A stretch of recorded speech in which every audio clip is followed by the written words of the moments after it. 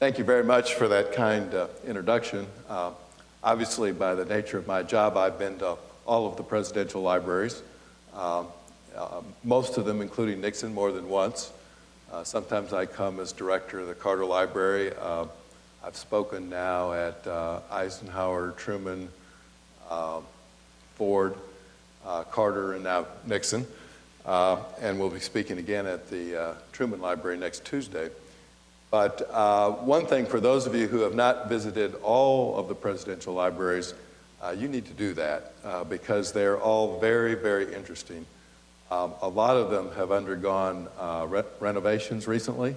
So if you've been to LBJ or Reagan or Carter or Roosevelt some years ago, if you go now, it's a different experience. So that's a little advertisement that I feel like I should throw in.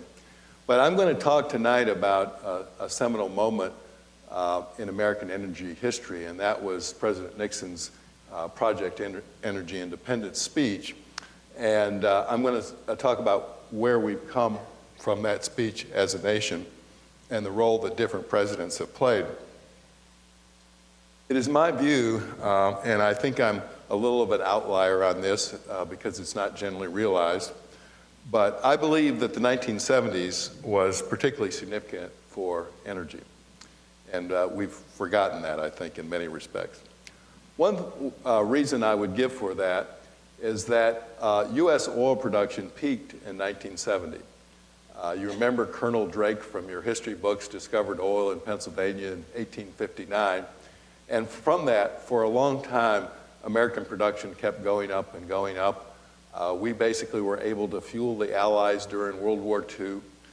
But in the 50s and 60s, production had a hard time keeping up with our growing appetite for oil. So supplies were getting stretched, and it was not President Nixon's fault, but under his watch, that oil peaked, and we entered a new world with regard to oil.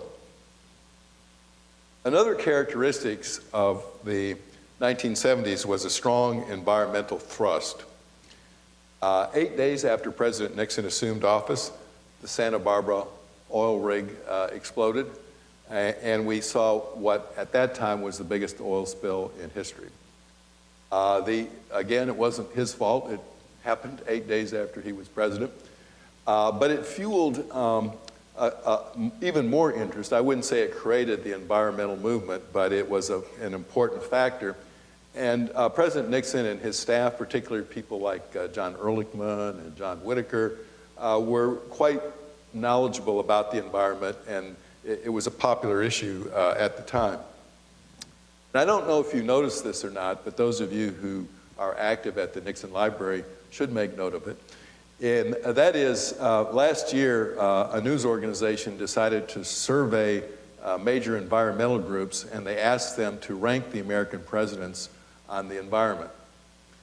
And the number one ranked president, as you might imagine, was Teddy Roosevelt, who sort of created the National Park Service.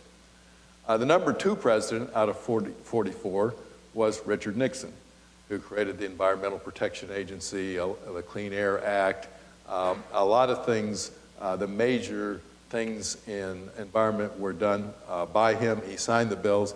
If you want to read some of the most beautiful speeches on environmental protection, there are several I could recommend to you that were given by Nixon. They are very strong speeches. Number three on the list was Jimmy Carter, and number six on the list was Gerald Ford. So you have these three presidents in the row take half of the top 6 spots out of the 44 presidents. That sort of tells you something.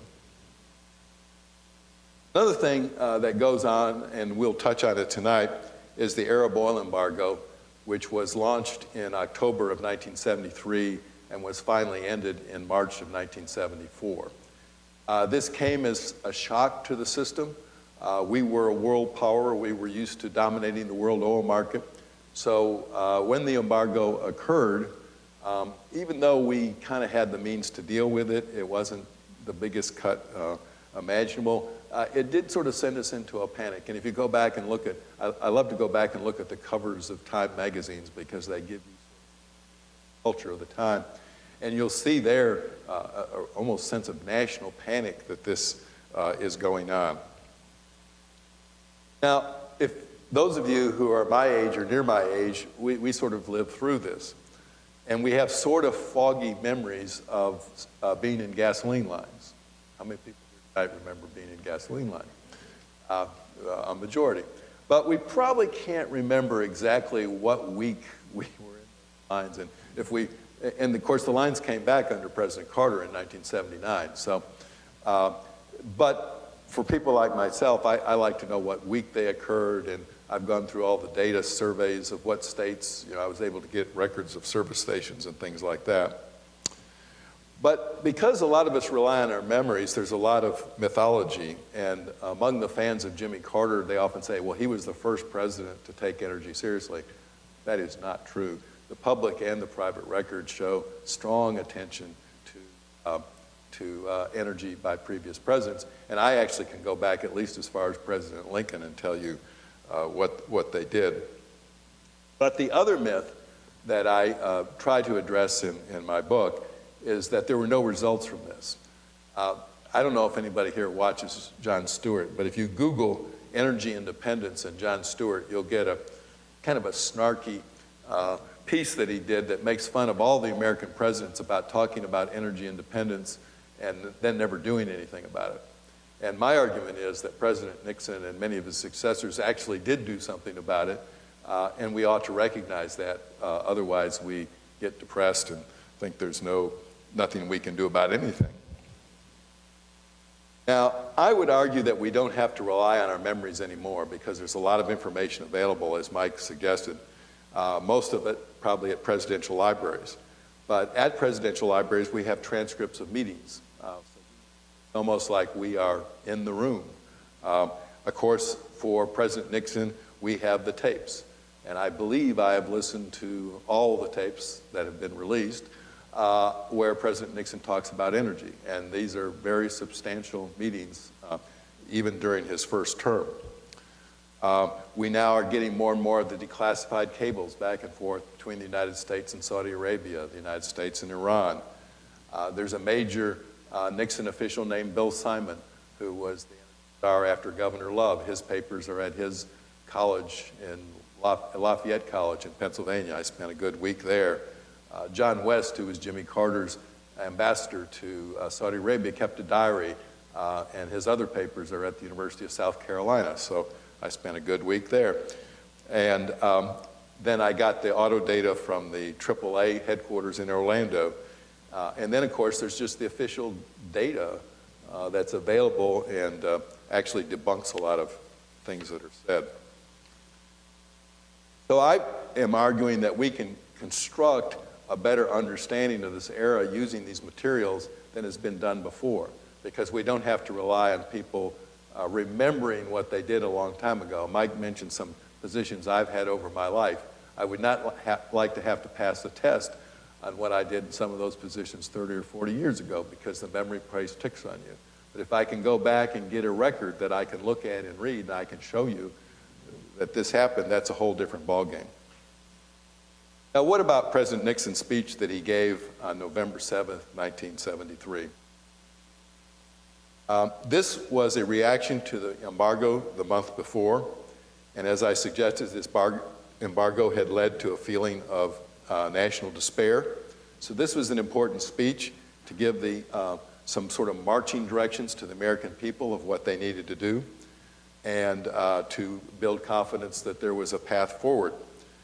And basically from the first draft to delivery by President Nixon took place over 17 days, and it went through, by my count, at least 10 drafts. So it started off with a draft from Governor Love of all the energy experts in the government. And then the speechwriting staff got a hold of it, and they massaged it, and then President Nixon, who was quite a skilled speechwriter himself, got involved. But of a speech of this magnitude, a lot of people would have to review it and have their input. The lead speechwriter was a gentleman named Noel Cook. It's spelled K-O-C-H if you're dealing with historical records, but it's pronounced Cook. And he was a good writer. And he said, well, on these big speeches in an interview he did, he says, everybody got to pee on the bush because everybody had an idea. Of course, he as the speechwriter wanted to just write the speech. But David Gergen worked on that speech. And both Cook and Gergen are interesting people. As I was saying before, Cook worked in the Nixon administration, went on to work in the Reagan administration, and later held a position in the Obama administration. Now, how many people do you know that have worked in those three administrations? Probably not a long list. And Gergen went on to work for President Nixon, President Ford, President Reagan, and President Clinton. So the speechwriting staff was quite an interesting crew. Now, when President Nixon finally gave this address from the Oval Office, he said that the United States would be losing 2 million barrels of oil per day. In my numerical research, I think that number is a little high, but that was the number he was given by the agencies. And he urged people to keep their thermostats at 68 and to drive at 50 miles per hour. Now, this was voluntary, but we have the internal papers. And President Nixon, he was a strong supporter of 50 miles an hour, and the trucking industry wanted to have a speed limit no lower than 55 because it would take them longer to deliver goods. And they talked, well, maybe we could have cars drive at 50 and the trucks drive at 55, and they thought that would be unsafe. So they eventually went to 55, but President Nixon was actually the strongest advocate for a lower number. He said that the government would ration heating oil during this crisis. It would limit plane flights and outdoor lighting. And he commended Oregon, the state of Oregon, for coming up with programs like Odd Even. Those of you remember that, those days, if your license number was even, you buy on a certain day, and if it was odd, another day. So he also discouraged the use of oil to generate electricity. Back in those days, oil was used quite a bit. Today, we don't use oil to generate electricity, but in those days, we did. Now, this speech, as it went through these 10 drafts, started to have more rhetorical flourishes, which is something that happens frequently in presidential rhetoric. And so there began to be images to references to the Manhattan Project to develop, where the United States developed the atomic bomb during World War II, and to the Apollo Project, which placed a man on the moon. And so, the idea was, as Americans, we have risen to the challenge before. Now, I would argue myself, and in the Ford administration, there were some actual discussions of this. When we build a space shuttle or we build a bomb, the customer for that is the government. So the government will sort of pay what it costs. But with energy, if you're developing energy, you have to sell it to actual private customers, private individuals and businesses, and they don't have to buy it. So the challenge of energy is a very tough one. But as the detective that I try to be, I was curious where this term Project Independence came from, because this is remembered as President Nixon's Project Independence speech. That is the title. And I was able to find in the archives a note that explained it. General Haig, who at that time was sort of acting as more or less the chief of staff, got a note from Herb Stein, not to be confused with his son, Ben Stein, who also worked for President Nixon. But Herb Stein was the chairman of the Council of Economic Advisors, and he asked General Haig to pass on to President Nixon his note that said, the bicentennial is coming up in 3 years, and people are already starting to talk about it. So because of that, you might get more national attention if you call this project Energy Independence. And that's where it came from. It came in just a few days before the speech, and President Nixon wrote that into his speech after he got that note. So that's where the idea comes from.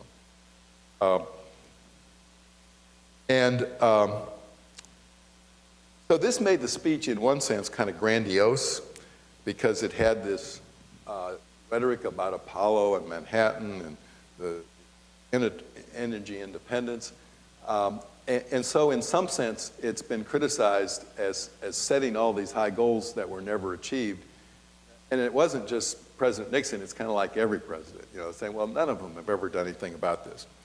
But let's look at the long-term proposals that are also in President Nixon's speech that are more than rhetoric.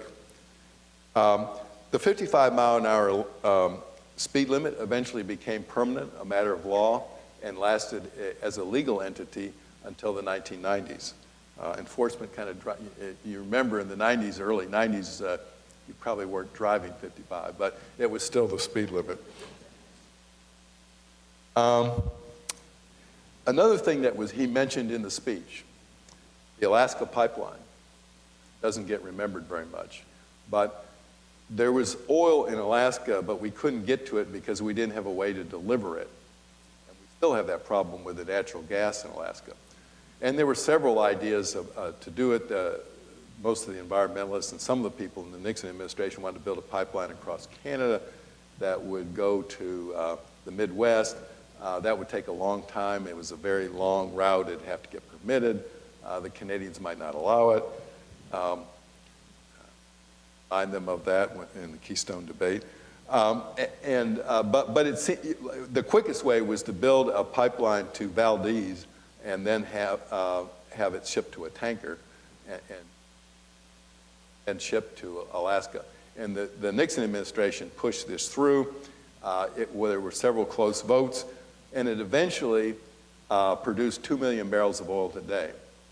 Now, it started deliveries in 1977. So President Carter got the benefit from this, but he didn't do anything to make it happen. It was Nixon that made it happen. Kind of analogous in a way to Kennedy started the space program. It happened under Nixon. But if you're looking at this as a historian, you have to look at both ends of it. So Nixon should get the credit for the Alaska pipeline. He also was the first president to make dramatic increases in research and development and energy. This is mentioned in the speech. And he lists among his targets for research on how we can become energy independent, nuclear power, quote, untapped sources of natural gas, and, quote, oil shale out in the western part of the United States. In other words, he was talking about fracking, because only by the use of fracturing can you get to the gas and oil that's in shale formations. So when we treat fracking as a new issue, I mean, I can take fracking back to World War I if you test me, but President Nixon was very aware of the potential of fracturing. He talked about it, and actually some of the money that was spent at that time under him and President Ford helped some of these companies make the progress that is benefiting us today. In truth, we have to say that President Nixon did overpromise when he said that we could become energy independent by the year 1980, but he also planted the seeds for a very credible response to the embargo and results that go beyond what most people recognize. President Ford promised to continue project independence, but specified that imports did not need to reach zero for us to be in the world energy market. I think this was a useful correction. I share the view that we don't have to get down to zero imports to dramatically improve our independence in the world, but we can't tolerate imports at the level of 60% either. And some of the ideas that were circulating at that time became enshrined in federal law in 1975, which is when we created the legislative authority for auto efficiency standards, and we also created the Strategic Petroleum Reserve. When we were talking with the teachers today, I think many of them were not aware that the United States has a Strategic Petroleum Reserve. We have just a little bit lower than 700 million barrels of crude oil in storage in salt caverns in Louisiana, a little bit in Texas, that's available for national emergencies. That's a serious evidence that somebody at some point was looking out for future generations, that they would go to the expense and the trouble of doing that. And it's ironic, the time we used it a little bit during the first Persian Gulf War in 1991, but its major use has been after hurricanes, which lessened production. But it's one of those things that's kind of there and sort of shows that maybe we were smarter than we remember being, that we would do that, and we need to talk about that a little bit more. When Ford was president, a Texas oil man named George Mitchell began looking at maps of the shale resources from the Geological Survey. These were the very shale resources that President Nixon talked about. And the government has to do some of this surveying because it's very complex. Just if you're following the shale debate right now, it's very little oil and gas surrounded by shale, which sometimes can be quartz-like or sometimes mud-like. So if you're an oil driller, you want to fracture it, so what fractures more easily? Quartz. So you want to avoid the mud areas and you want to frack the quartz. So you need geological studies that are expensive to do over vast areas. And so Mitchell began looking at these and thinking that maybe he should invest in some of these shale areas. Under President Carter, he didn't use the term energy independence, which had been used by Presidents Nixon and Ford, but he did call energy the moral equivalent of war. Like President Nixon, this came from a trusted advisor, Admiral Rickover, who had worked with Carter to develop the nuclear submarines, sent a note to President Carter just a couple days before his speech that he used the term moral equivalent of war. And like President Nixon, President Carter thought that was a good idea, and he gave that to his speechwriters and told them to include it. President Carter pushed for tough automobile efficiency standards, getting utilities off of oil, better insulation for buildings, solar energy, and what at the time was called gasohol. Today we call it ethanol. And we could have a whole discussion about ethanol. Some ethanol, in my opinion, is good. Others is not so good. But this was actually the only novel technology in the Carter administration, because solar and wind had been widely talked about by Presidents Nixon and Ford, but they didn't talk about ethanol or gasohol, so that was a new development. President Carter also called for a gasoline tax, which was rejected, but it created a gasoline guzzler tax that is still with us today. There's very few cars that have to pay this tax, but there's a few luxury cars, generally imported from Europe, that if you read the sticker real close, there's a gas guzzler tax there. That goes back to the 1970s. He also pushed for national gas deregulation and windfall profits tax. And both of these pieces of legislation in obscure provisions that probably very few people read had tremendous incentives, financial incentives, to develop unconventional shale oil and gas. And it was at this point that Mitchell decided to buy vast acreage in the Barnett Shale in Texas. And he figured that if he could develop the technology to get to this shale, he would be a very wealthy man. And it's hard to predict patents in the energy industry because they do so much work together. So he thought if he developed the techniques, he wouldn't make the money off of that.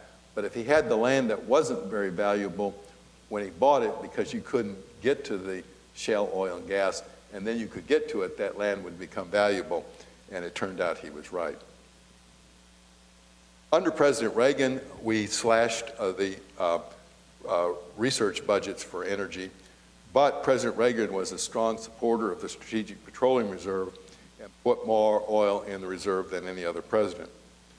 He also removed all controls on oil prices.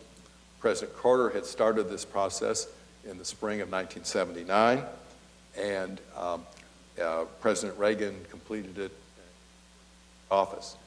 And this was a useful development, because if you have market pricing of fuels, it sends the right signals to producers, consumers. By 1982, imports had fallen from 8.6 million barrels a day to 4.3. In other words, we cut our imports in half, going well beyond the goals that the presidents of the 70s had established. And among that 4.3 million, there was an even bigger drop in the amount of oil coming from OPEC, the Organization of Petroleum Exporting Countries. And I attribute this to a number of factors, but I think Presidents Nixon, Ford, and Carter could all claim some of the credit, as can President Reagan. And then, of course, we had the Strategic Petroleum Reserve having to cover for even fewer imports. So that became a big tool. So my argument is the post-embargo strategy was working beyond what people had thought was feasible. And this made a big difference because, as you remember, President Reagan took a number of strong measures against Libya when Libya was found to be engaged in terrorist activity. Back in the 70s, we would have had difficulty doing that because we would have been saying we can do without Libya's oil. Well, frankly, in the 70s, we wouldn't have been able to do without Libya's oil. But by the mid-80s, we could. So that changed the world. We were back into a different situation. There was a price crash in the 1980s for a number of reasons. The Saudis intentionally led to some of it. And that lessened interest in energy because when supplies are plentiful and prices are low, people stop worrying about it. But Mitchell kept working away, and he developed a technology called hydrofracturing, where you put high-pressure water underground with some chemicals and some sand, and it fractures. And to get the pressures just right and to get the mixes just right is a long, drawn-out process. But again, he got a lot of help from the government in the developing of advanced drill bits, and in horizontal drilling. You come down like this, and you go horizontal, you get a better angle at the shale, you have a smaller footprint up on top, you reduce your cost, and these were all done through private and government cooperation. But this was all going on in the 90s, and in the 90s we got complacent about oil. George Mitchell didn't, but we sold off some of the Strategic Petroleum Reserve to balance the budget. We stopped even studying these automobile efficiency standards. And OPEC, after losing control of the world oil market in the mid-1980s, regained it in 1999 or 2000. I can go into detail of exactly how they did that, but we were sort of back where we had been, and there was a lot of doom and gloom that we were headed back to all the problems we thought we had solved. By 2005, imports had reached a historic all-time level of 60%, and there was a fatalistic view that that would continue to be the trend. And the trade deficit for energy was bigger than our trade deficit with China. But Mitchell kept working, fine-tuned the technology of fracturing, employed advanced technology in his Barnett Shale, and began to have some success. Incidentally, I visited it as a Department of Energy official, his first major well, I think it was 2009 or 2000. The geologist told me this was important. I didn't realize at the time quite how important it was going to be. His company was taken over by a larger company, Devon Energy, in 2002, and they were able to bring in even more advanced technology.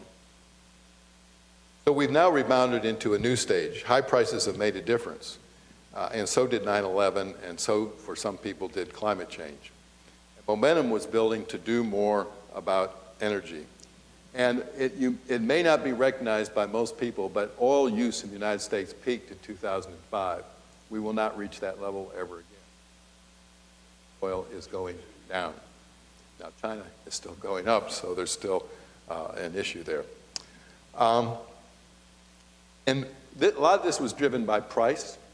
We've had high prices the last dozen years, and that's an incentive to producers to produce more. It's also an incentive to consumers, more careful about how they use the oil. And then suddenly, fracking by George Mitchell comes on like gangbusters.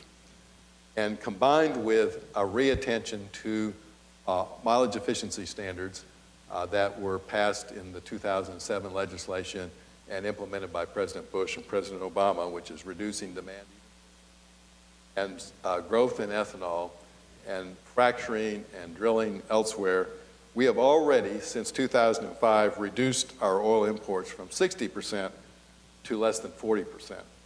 That is a notable achievement, and all the sophisticated work that's being done suggests that we're heading to 30%.